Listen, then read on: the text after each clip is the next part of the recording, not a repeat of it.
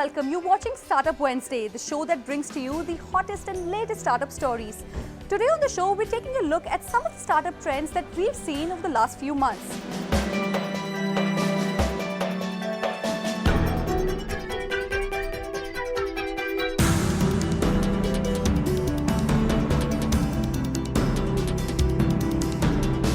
Online shopping is a clear hit, and the recent festive e-commerce war was a clear proof of that. And the crucial part of this sector are the delivery boys. But now, startups and staffing companies are facing a huge crisis in this space, with the shortage of delivery boys rising up to 50%. We are all familiar with him, the boy on the bike or in the van who hands over your online shopping. An army of soldiers on their feet, these are the delivery boys who are key to e-commerce startups. And with the big billion sales on offer, the demand for them is peaking like never before. Overall, the demand is estimated this year to around 75,000 plus, could also touch about a lakh just for these few months. Everybody have huge numbers to hire, but I think we've fallen short, clearly. In spite of our best effort, I don't see ourselves being able to meet more than 45% of the requirement. Startups say a school dropout with the basic understanding of English and good driving skills is a fit for the job.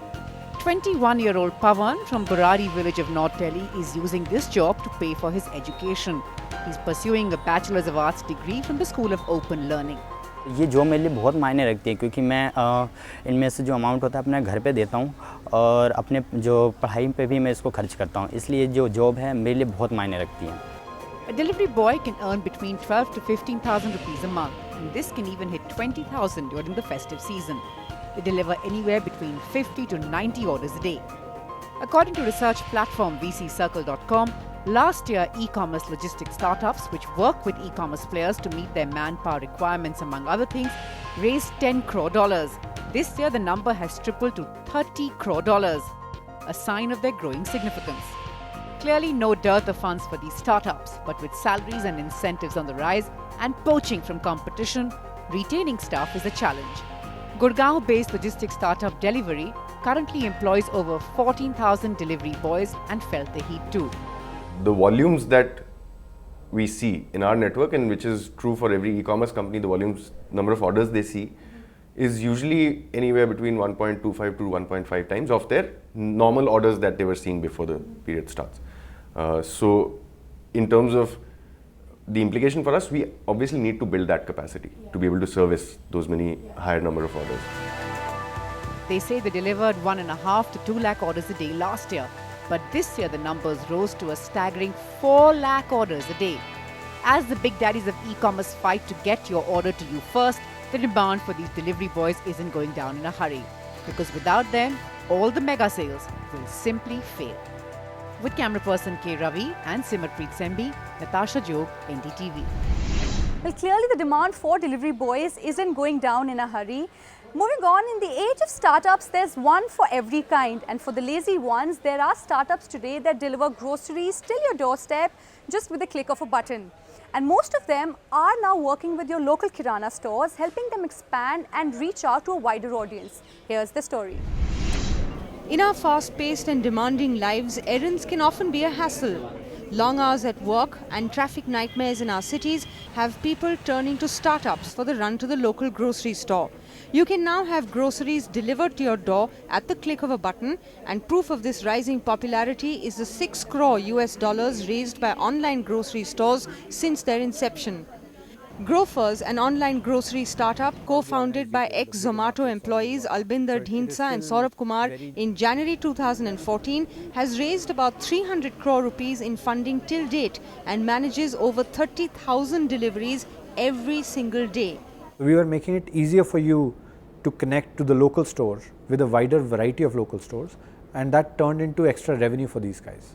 We actually encourage them to create stores that are dedicated only to selling online, because it helps improve the throughput. The nature of everyday kirana stores is changing because of their involvement with e-retail companies. And we are at one such place that says things are now looking up. Grofer से जुड़ने के बाद तो काफ़ी improve होएगा. कितना improve हुआ है? सेल में 30% बढ़ाएगा. There are over 12 million kirana stores in the country, and according to reports, less than 2% of them are involved with e-retailing. Some kirana shops working in collaboration with e-retail stores show a rise in their turnovers, yet many have a different story to tell.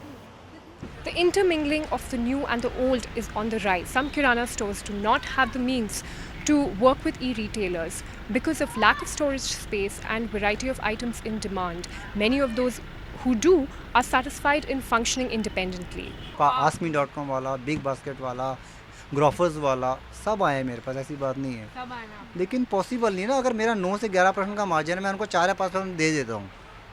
मैंने VAT देना है, मैंने tax देना है, मैंने income tax देना है, मैंने एडवांस टैक्स देना है, मैं लड़कों की सैलरी देनी है। Whether they choose to work together or not, online grocery stores are here to stay.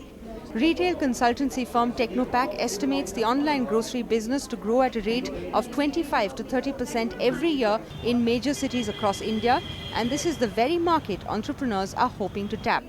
With Fahad Tala, Simarpreet Sembhi and Rashmi Maan, Anusya Mathur for NDTV. Well, with over 12 million kirana stores in the country, there's certainly a huge market for these startups. Moving on is the trend that's recently come under the spotlight. Many Indians from Silicon Valley are returning to India, looking at the buzzing startup space. India, they say, is now smelling like Silicon Valley.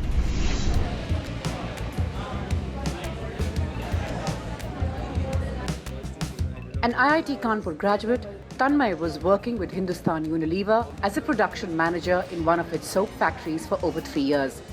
He moved to the US in 2006, saying he knew he was cut out for better things. With an MBA from Stanford under his belt, he went on to work for Playdom Inc., a gaming startup there. But after having spent almost 9 years working in the Valley, the buzzing startup space back home caught his eye. He decided to look for a job in India to be closer to his family and hoping to cash in on the opportunities on offer here. That's why Tanmay got in touch with Dipinder Goyal, the man behind Zomato. He says India is now smelling like Silicon Valley. People used to usually find things here as very bucketed, and you're just sort of siloed into things, and that for very smart people that was not very attractive. So I think with the coming of startups, I think that is getting disrupted. Tanmay now heads the online ordering team at Zomato, hoping to put his Valley experience to best use. And he isn't alone. Many say India is the new land of opportunities, and the country's top talent is now open to returning home for better options here. So is a reverse brain drain on the cards? A recruit at a senior level can earn anywhere between $4 to $6 million. Several VP positions and top technical positions such as Chief Technology Officers among them. All of these folks come back with that cross-cultural knowledge, and at the same time, technically also they're able to take us to the next level. So it's partly the people skills that they come with, partly the technical skills, and they have the right attitude towards growth, which is really what we are looking at. And expats are making a beeline for India. Across sectors, their numbers are on the rise. As per HR services firm Randstad India, the number of expats being hired in niche positions is going up each year, with the figure for 2015 so far showing 30 to 35,000 of them working here. This number is set to increase by around 10 to 15% each year. But not everyone agrees. A bitter and very public spat between e-commerce giants Flipkart and Snapdeal on hiring from abroad raised many eyebrows. Flipkart founder Sachin Bansal took on Snapdeal's Rohit Bansal after he suggested that India does not have enough software engineering talent. But the hot debate over whether the best Indian talent is in Silicon Valley or right here in our cities isn't ending in a hurry.